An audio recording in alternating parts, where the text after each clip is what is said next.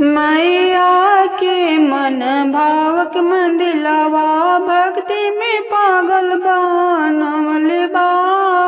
मैया के मन भावक मंदिलवा भक्ति में पागल बनवले बा।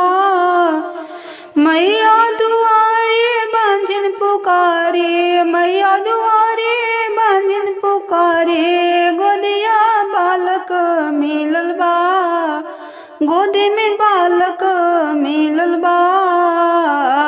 मैया के मन भावक मंदिलवा भक्ति में पागल बनवले बा। मैया के मन भावक मंदिलवा भक्ति में पागल बनवले बा। मैया दुआरे कन्या पुकारे, मैया दुआरे कन्या पुकारे, मांग के सिंदूरा मिलल बा, सिंदूरा अमर भइल बा। मैया के मन भावक मंदिलवा भक्ति में पागल बनवले बा। मैया के मन भावक मंदिलवा भक्ति में पागल बनवले बा।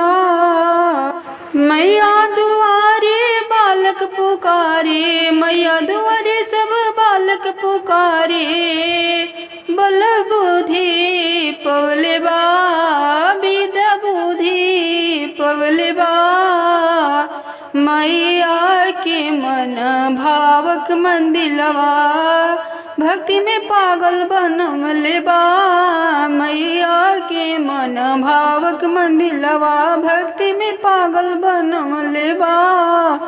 मैया दुआरे निर्धन पुकारे, मैया दुआरे सब निर्धन पुकारे, धनवा संपत्तिया पवले बा, धनवा संपत्तिया पवले बा। मैया के मन भावक मंदिलवा भक्ति में पागल बनवले बा।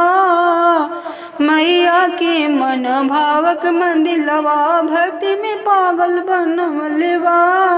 मैया दुआरे कोरिया पुकारे, मैया दुआरे कोरिया पुकारे, काया सुखवा पवले बा, निर्मल काया पवले बा। मैया के मन भावक मंदिलवा भक्ति में पागल बनवले बा। मैया के मन भावक मंदिलवा भक्ति में पागल बनवले बा। मैया दुआरे अनरा पुकारे, मैया दुआरे सब अंधा पुकारे, दोनों नैना पवले बा, दोनों नैना पवले बा। मैया के मन भावक मंदिलवा भक्ति में पागल बनवले बा। मैया के मन भावक मंदिलवा भक्ति में पागल बनवले बा। मैया दुआरे लंगड़ा पुकारे, मैया दुआरे लंगड़ा पुकारे, दोनों पैर पवले बा, दोनों पैर पवले बा। मैया के मन भावक मंदिलवा भक्ति में पागल बनवले बा।